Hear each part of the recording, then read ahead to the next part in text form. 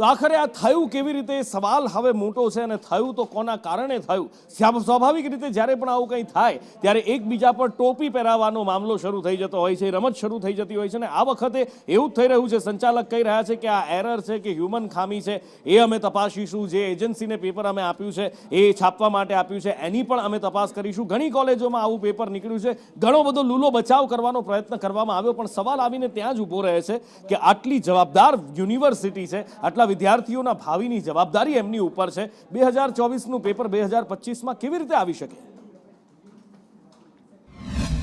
અત્યારે અમારી પાસે બી ટીમ જોડે આઈ થિંક વાત મારે થોડી ઘણી થયેલી છે, બહુ ડિટેલમાં જે ચર્ચા બાકી છે, પણ એ મુદ્દામાં અમારી ટીમ એનાલિસિસ કરી રહી છે કે ભાઈ એક્ઝેક્ટલી આ પ્રશ્ન છે એ ટેકનિકલ ખામીના હિસાબે છે કે કોઈ ઓપરેશન્સના હિસાબે છે કે કોલેજ તરફથી ક્યાંય હેન્ડલિંગ કરતા હોય ત્યાંથી થયેલો છે.